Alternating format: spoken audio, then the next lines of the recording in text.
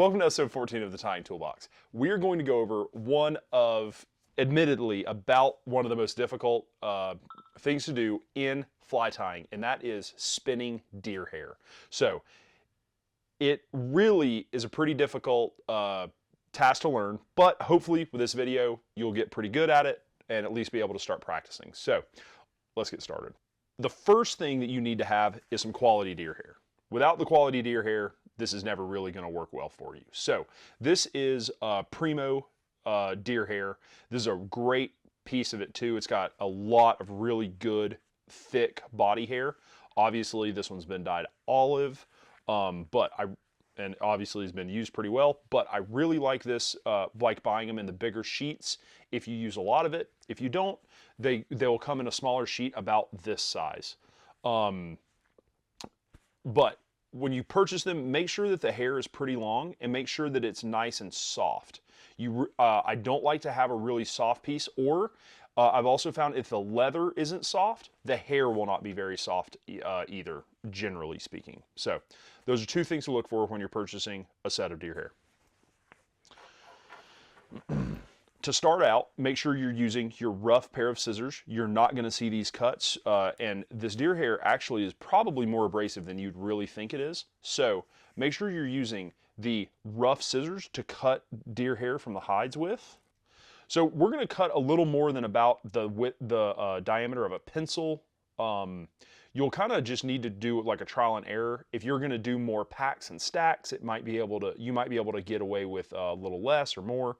But just to start out for our demonstration purposes here, we're going to have about the diameter of a pencil and a half. So once we've got our hair cut from the leather, we want to have an under fur brush. That way we can kind of get out the shorter hairs and some of this fuzzy stuff that winds up being in deer body hair.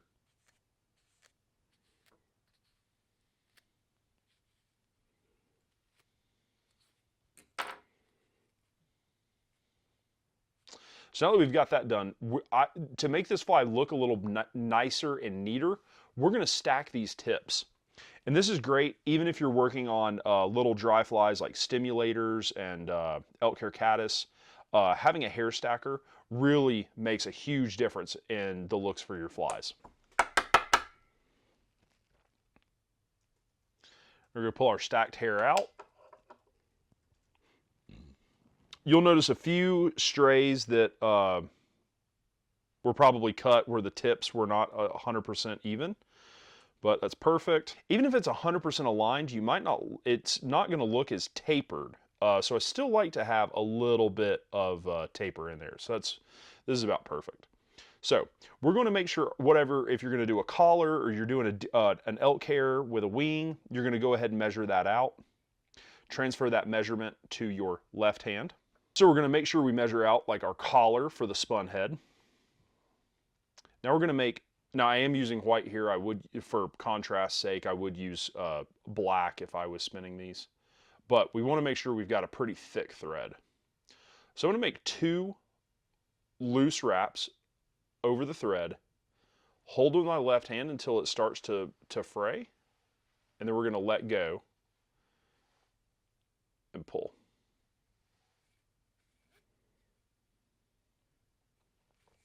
So because it span around the hook, that's going to give you a full 360 degrees around the hook. Then we're just going to make a couple tighter wraps. It might keep spinning a little bit on these next concurrent wraps here, but keep working it backwards.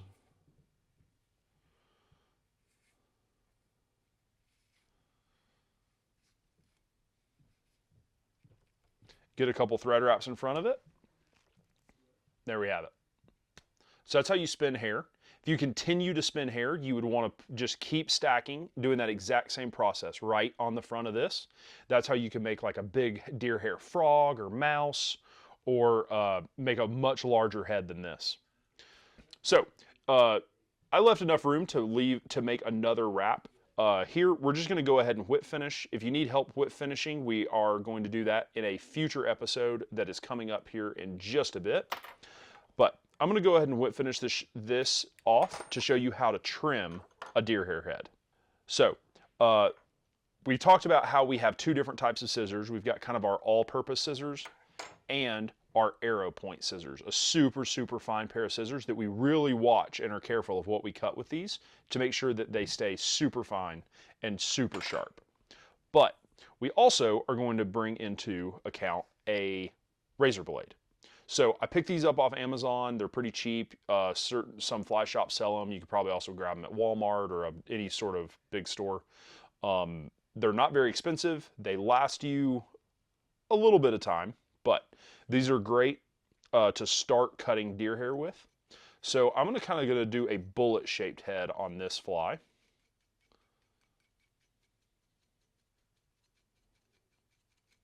So here, these blades are so sharp that you don't really have to saw or really get after these blades much, other than just kind of get the blade set at an angle that you like and continue spinning. As you kind of slide this blade, obviously down the hair, it's going to cut.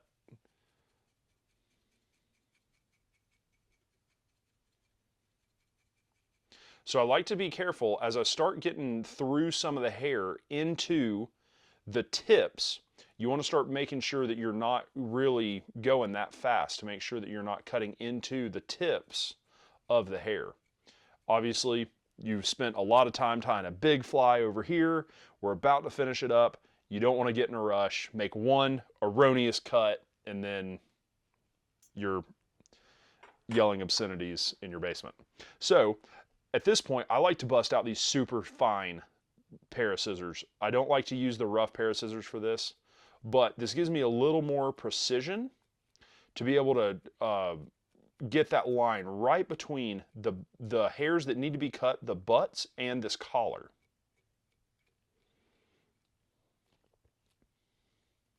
So another thing to do once you start getting close is grab the collar with your left hand, and then you can start trimming the butt sections with your right.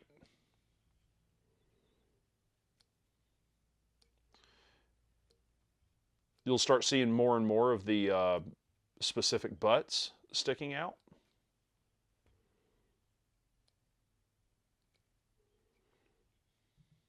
So once you've made that a little better distinguished line between the hairs that need to be cut, the butt ends sticking out, and the nice collar that you've made, now we can go back to the razor blade and kind of help clean things up.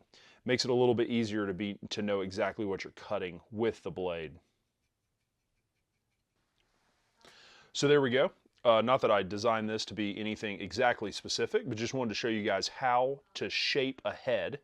And of course, you'd use this exact same technique too. If you were going to do a wedge, if you were going to do any sort of flat head, a specific shape. Essentially, the deer hair, if you think of it, is just a 3D ball that you are then going to use these tools between the razor blades and the scissors to cut a wedge or to cut your exact shape out of just the ball of deer hair that you created. So it's almost like a 3D model that you're just cutting the different pieces out of to get down to the correct shape. We really love using the deer hair heads. They're fantastic on streamers. Highly recommend it. Some very classic streamers like a Muddler Minnow use these all the way up to current modern day streamers. And of course, quite a few of the Blue Line streamers have them. I love them because they're great. They offer a huge amount of motion without gaining a ton of weight. And it lets you be able to really decide how deep you want to get these with a sinking line. So I love deer hair heads. You need to try them out. So now that you know how to spin, there's actually a simpler technique, which would just be stacking to make like an elk hair caddis. So we're going to show you how to do that. But my biggest tip for learning how to do deer hair heads, or, well, whatever. My biggest tip for learning how to do deer hair heads is tie a fly, get to this stage, tie the deer hair head, and if you do not like it, take your razor blade and cut it off. Cut the deer hair head out and retie it. Keep doing that until you get good at it. There's only one way to be good at spinning deer hair heads, and it's just to practice. So the only way I ever got good was doing a head. If I didn't like it, I cut it off. Or I would do exactly what I'm doing here. I'd take a bare hook, I would tie a deer hair head, I would get the shape that I liked, and then cut it out and do it again. So don't get frustrated. Practice makes perfect, and that's the way to practice. So this is a little easier technique, but this was more for dry flies. You see these a lot, even with some foam. Like even a foam grasshopper might have some deer hair or elk hair, wing. So this is elk hair, going to be very similar. So pretty much everything else applies. As far as how much you want to use is probably going to be a little less. For a smaller dry fly, you might only use about half the amount that we might have used on the big streamer head. We're going to make sure we prep it the same way. We've got our comb. We're going to make sure that we comb out these bad pieces and this fuzz. You can see how much fuzz actually comes out of there. It's more than you imagine. We're going to take that same hair stacker, and we're going to stack this hair.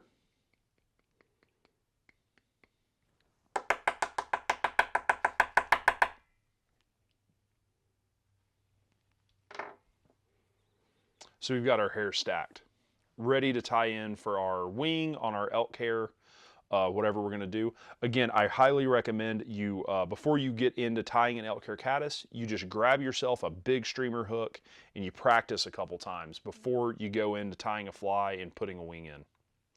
So similar to the last one, we're going to measure out our wing. Generally on an elk hair, you kind of want about even with the hook, so we're going to do that. Elk hair stimulator is going to be very similar to how we do this. Again, I like to use a little larger thread diameter so that I can put the pressure that I need on this fly. But the big difference, we're going to get the same 2 thread wraps here. The big difference between what we're going to do here and spinning is when I spun the deer hair, all I did was pull backwards to make it, and it would spin all the way around the hook. At this point, because we only want it on the top of the hook as a wing, I'm going to take my left hand, I'm going to grab right behind that thread, and then I'm going to pull. So I'm going to stop it from spinning around the hook by holding it there. So that way, it's only sitting right on top of the hook. You got that great wing. You can still have your body underneath. We're going to do the exact same thing we did last time, which we're going to wrap forward a little bit. Get to the front. Generally, if you're doing one of these, it's probably about the last thing you're going to do. We're going to whip finish. Yet again, check out a video coming soon on how to whip finish. It looks like I need to watch the video myself. Cut your thread. And yet again, even if I'm tying something like a stimulator, it's still much easier to use one of these razor blades to get in here and cut the butts out with. Just like that. Or if you are going to do an elk hair caddis, it's nice to be able to find that division, pull these fibers forwards. I like to use my really fine pair of scissors. Again, kind of like a finishing pair if you think of it that way. Anything that you're going to make a cut that you'll see is nice to use a really nice sharp pair of scissors with.